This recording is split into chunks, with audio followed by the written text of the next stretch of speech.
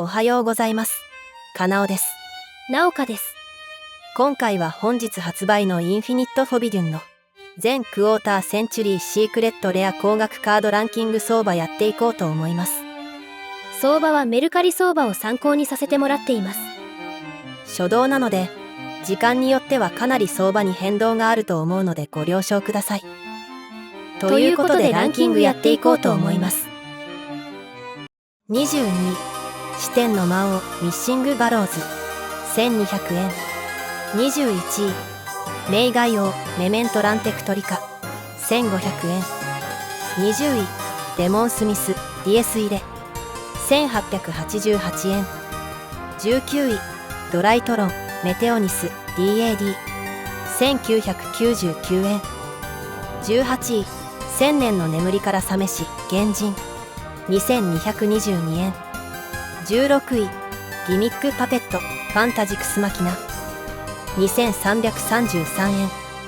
同率16位、カオスエクシーズギミックパペットファナティクスマキナ2333円。15位、ライト&ダークネスドラゴンロード2777円。14位、幻の召喚神エクゾディア2999円。13位、デモンスミスレクイエム3333円。12位、魔を刻むデモンスミス3500円。11位、ドミナスパージ4999円。10位、黒き魔術師ブラックマジシャン5099円。9位、センチュリオンアトリー5119円。8位、影法師トップハットヘア5555円。7位、クイーンマドルチェティアラフレース6888円。6位、白き森のヨーマディアベル7999円。4位、バルモニカの真相バーラル9000円。同率4位、召喚神エクゾディア9000円。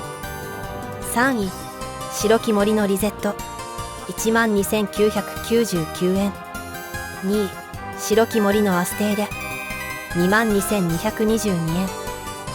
1位、プライドと魂のドラゴン122,770円。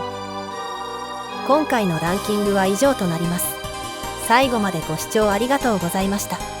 高評価、チャンネル登録よろしくお願いします。